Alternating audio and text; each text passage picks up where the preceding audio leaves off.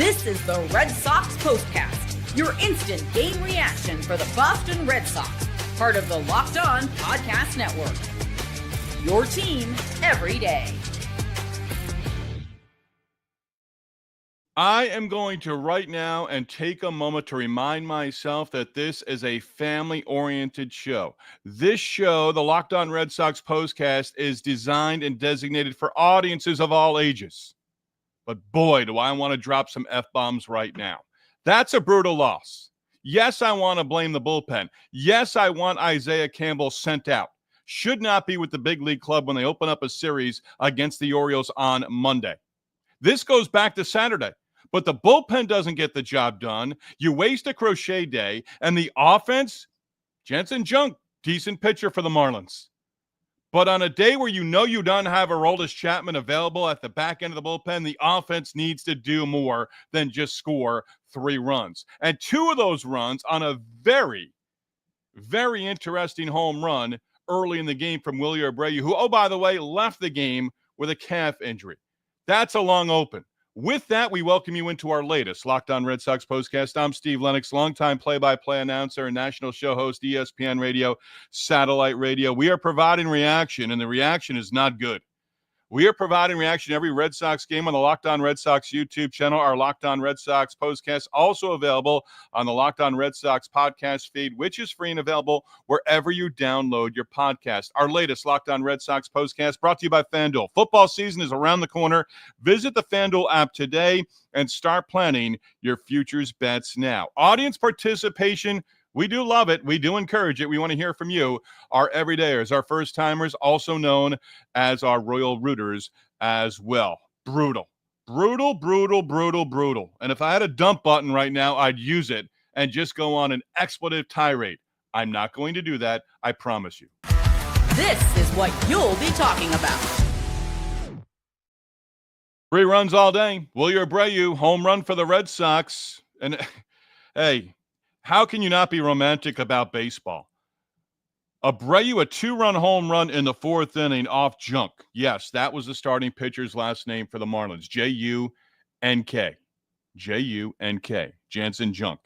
But the home run to right field, right at the 380 sign, just in front of the bullpen, in and out of the glove of right fielder Dane Myers, who, oh, by the way, ties the game up at 3-3. Boy, baseball is a game where you can redeem yourself.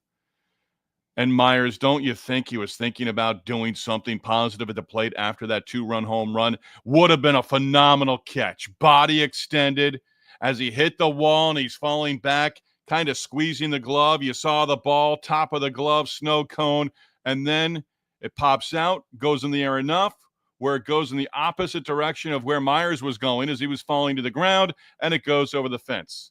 He ties the game with a home run in the 9th inning against Greg Weisser.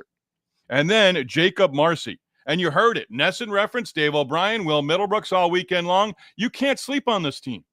You had a chance to sweep the series. You did not do it. How many times this year have we talked about the Red Sox feeling good, winning the first 2 games of the series, and then disappointing loss in the series finale? That's what you got again in capital letters, exclamation point, on Sunday. Weisser gives up the home run. Nesson cameras. Director doing a nice job showing Chapman in the bullpen. You knew going in Aroldis Chapman wasn't going to be available. Why? Well, he pitched Friday. Then he pitched again on Saturday. Should he have pitched on Saturday? No, but Alex Cora had to go to him. I don't second-guess that. But Isaiah Campbell, bye-bye. I don't call for guys' jobs.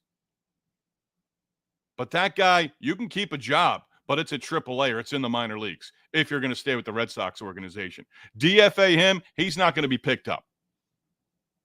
He will be picked up. I'll correct myself right there because of the shape of bullpens around baseball right now.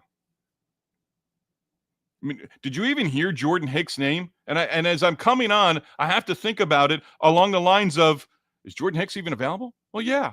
You didn't even hear his name. That's how much they trust or don't trust Jordan Hicks right now. I'm on a roll. This is brutal. It really is. I don't even want to scoreboard watch. If you want to tell me what the Blue Jays, 8th inning, 8-4 Texas in Toronto, you could have picked up a game.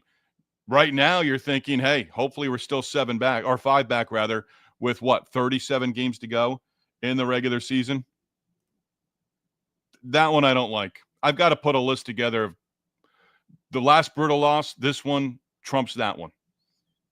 But again, there's a theme of being up 2-0 in a series. You had a chance to sweep a series for the 7th time this season.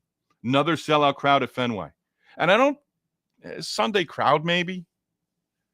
If you're with us on the Locked On Red Sox postcast, on the Locked On Red Sox YouTube channel, you were at the ballpark at Fenway on Sunday. That was a Sunday crowd. They got into it a couple of times. But again, Campbell Saturday, having to use in a 7-2 game, having to bring in Aroldis Chapman, makes him unavailable for Sunday's game. And you want to think you're smarter than Alex Cora or any current or former big league manager? Guess what? You're not, I'm not. Because of all the different decisions. That's gut-wrenching that he wasn't going to go to Aroldis Chapman. Prior to Friday, Chapman hadn't pitched a whole heck of a lot of late. But you're not going to use him 3 games in a row. And why did you have to use him in back-to-back games Friday, Saturday? Because Isaiah Campbell, who's on the roster right now, who shouldn't be going forward, couldn't get the job done and get the final 3 outs. That's what it boils down to. Now, offensively, not a whole heck of a lot. Again, Junk, you just want to call him Junk. You don't even want to use his first name.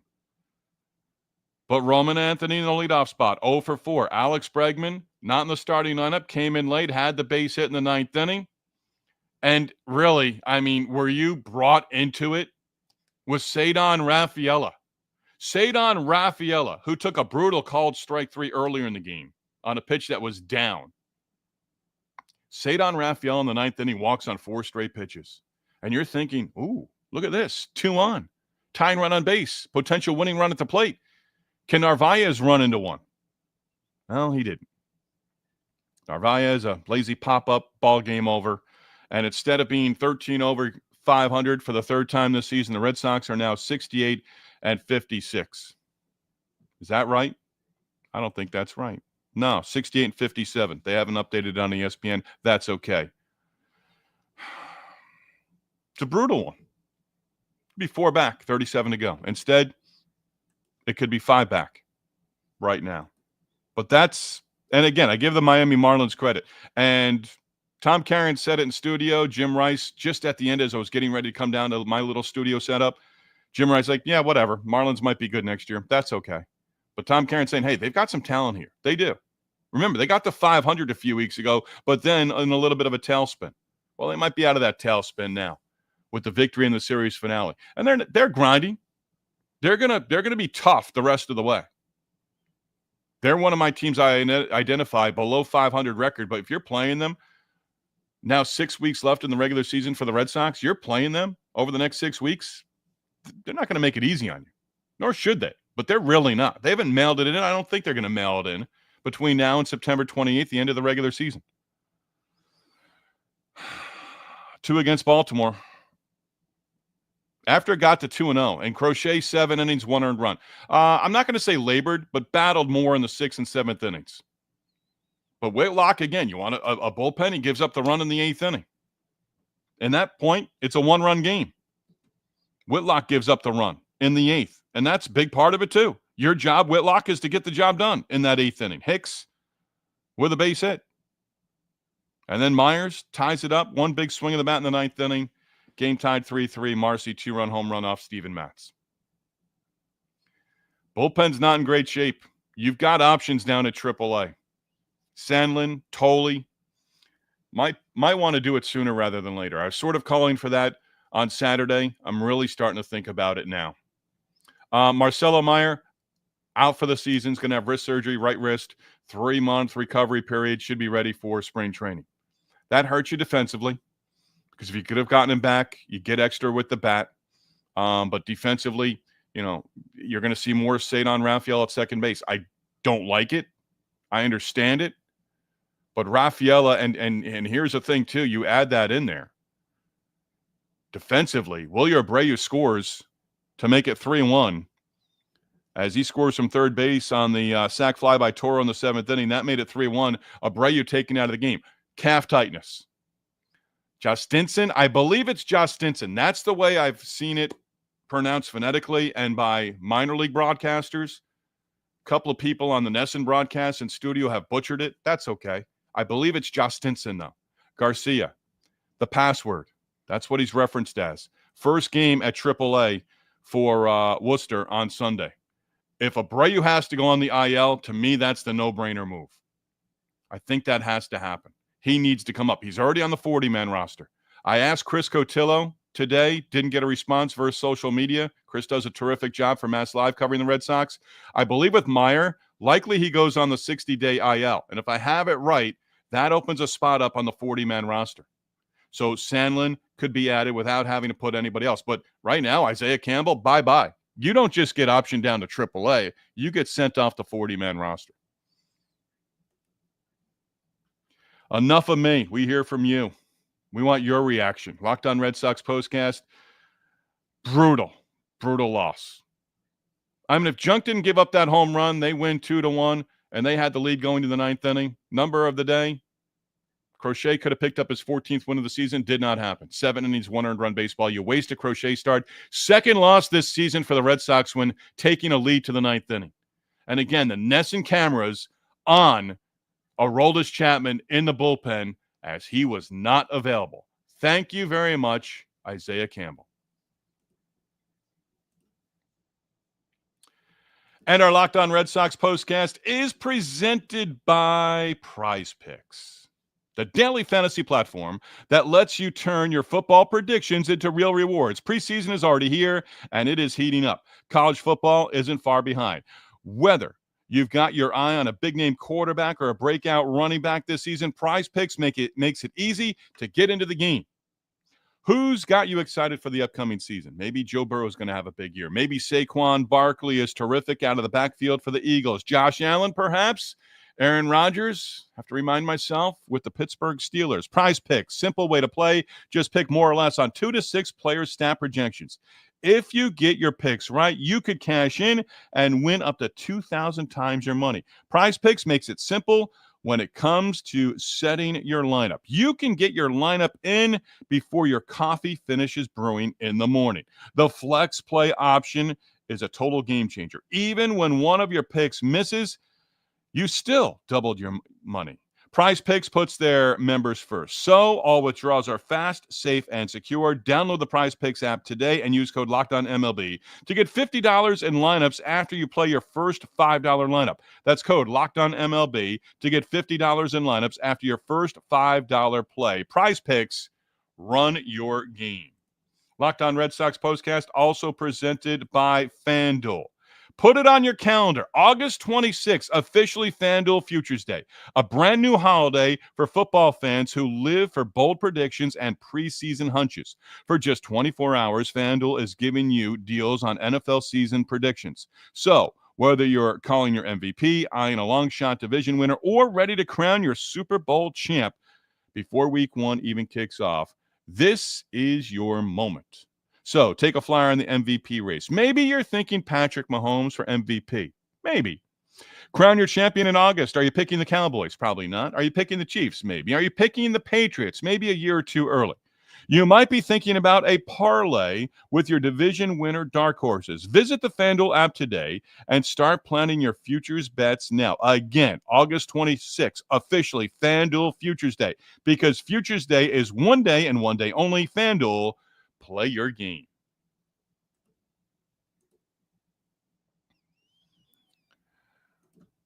How can a team that's been so good at Fenway Park over the last couple of months have a loss like they endured on Sunday? I'm scratching my head. Hey, they go out on the town tonight in Boston. You've got a 2-game series that starts on Monday against the Orioles. I don't know. I mean, you as a baseball player, you put this out of your mind as quickly as possible, but this one should stick there for a while. It really should.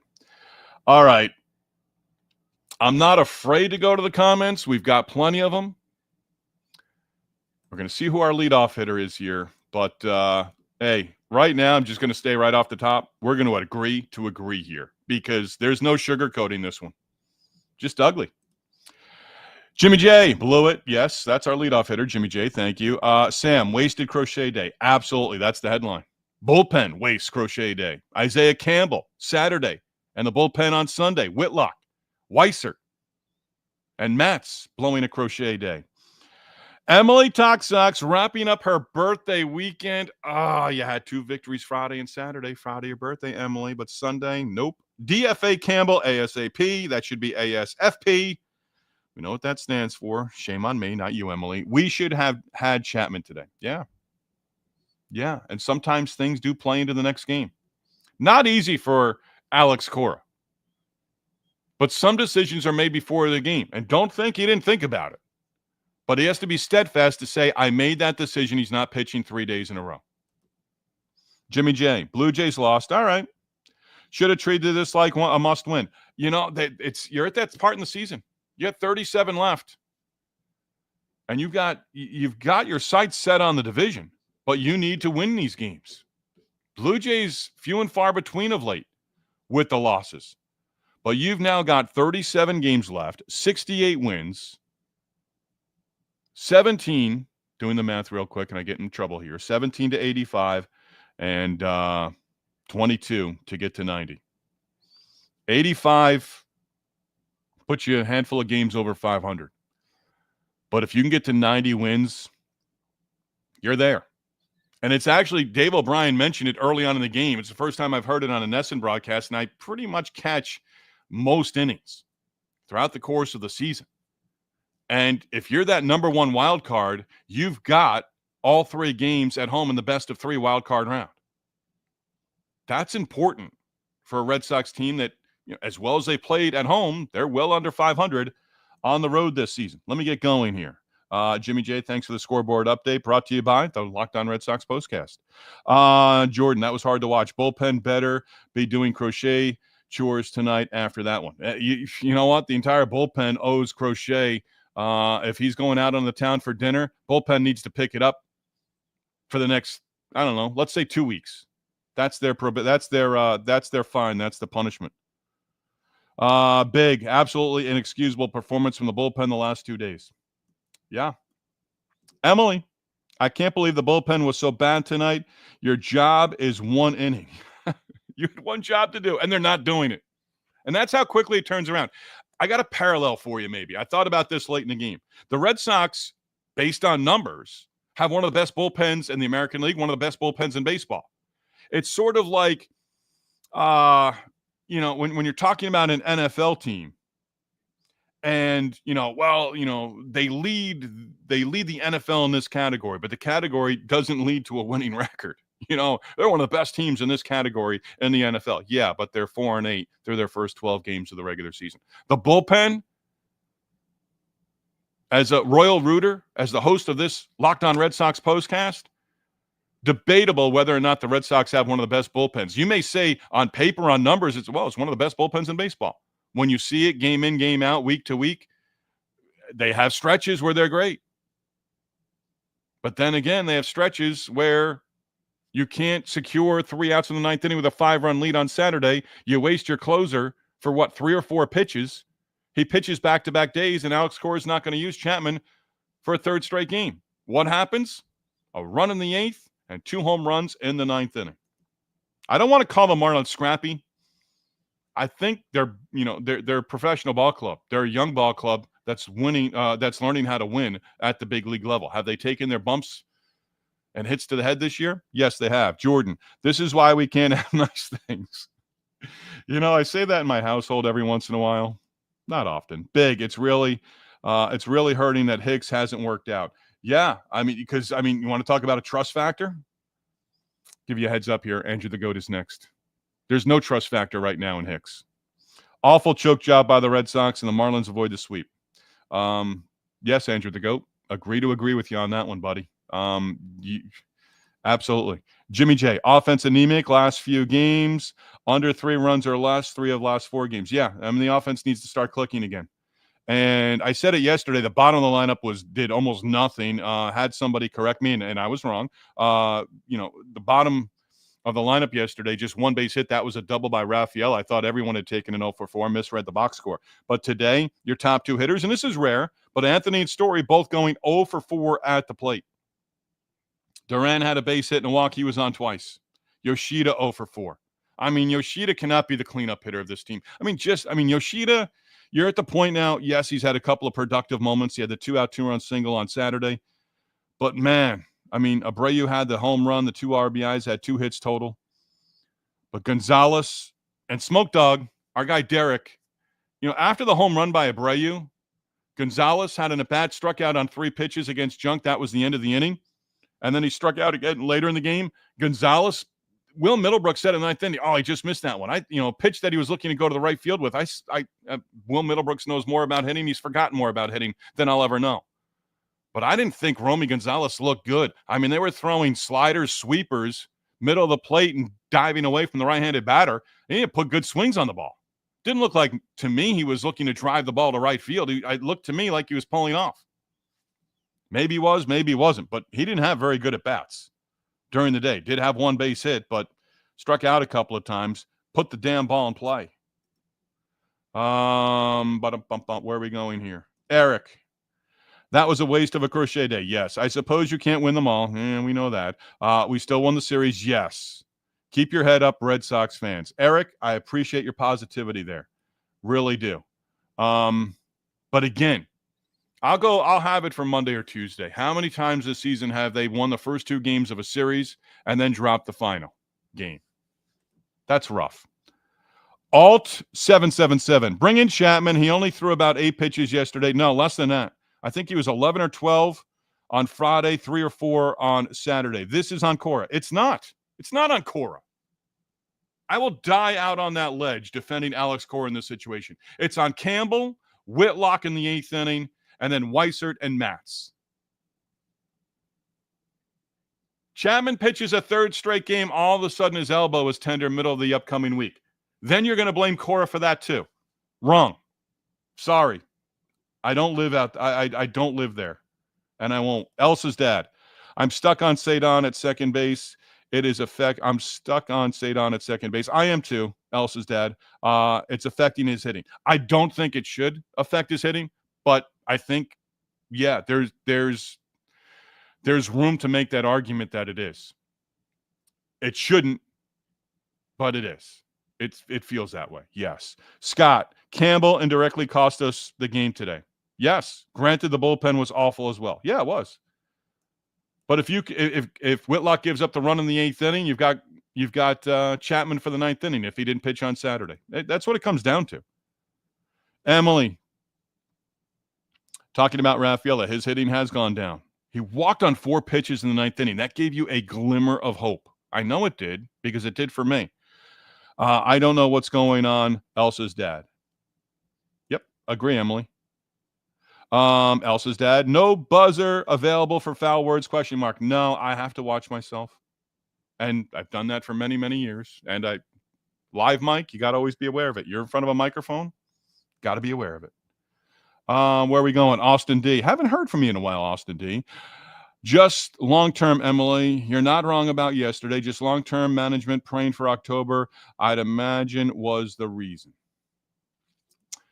Jimmy J. 4 runs in the 8th and 9th. Pathetic. Yeah, kind of. Those weren't weak home runs either. No, they weren't. No, they were not in and out of the glove of the outfielders. Gotcha. I'd rather have him in the playoffs than a game like this. Thank you, Austin D. Elsa's dad, one more. Emily, Talk Sox believe it's gone down by forcing him to play second. He should be in center field running fast. Yeah. In the outfield, they say there's more opportunity to think about a slump at the plate than there is on the infield because you always have to be on your toes and alert.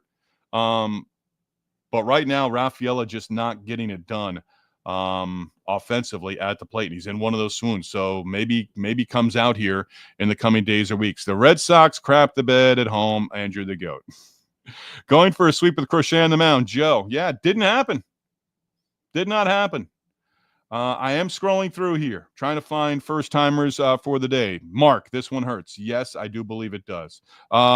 Kenneth, tough one today. I know it's hard to sweep, but these are the games you need to take. Last week of the season, you have the Blue Jays and Tigers, so could this come back to bite them? ? Yeah, it could, in terms of the division. And then in terms of the seeding as well. Mark, bullpen has been very good. Just a bad game, but lacks depth with back-to-back games. Yeah, and where's Hicks? I feel like somebody's going to tell me Hicks is on the IL, but he is not. Just scrolling through here. Going to give, who am I giving the last shot here? Got to get going. Ian, maybe Tolley will get called up sooner than we thought if we can only rely on Chapman and usually Whitlock Wilson. Yeah. Sandlin, too. Don't forget that name, David Sandlin, as he can get it up there. Alex Willier says he hopes to avoid IL and be ready for New York. Does that mean the password won't get called up? That would be my move if he has an IL stint. Maybe they can go the next 2 games, and you could have 3 days off with the off day on Wednesday. But if Abreu is going to miss more than just the Orioles series, and how many times where he hopes to avoid, Alex, I appreciate it, hopes to avoid the IL. Appreciate that update. But tomorrow, Tuesday, depends on how he wakes up in the next 24 hours and see what it's like. But yeah, to me, the password, he's the answer. Alex, you are our closer. Oh, man, the Red Sox did not have a closer on Sunday, did they? Nope. Chapman was watching. He was a spectator, and he watched 2 home runs disappear into the seats. Red Sox do win the series. Stay positive.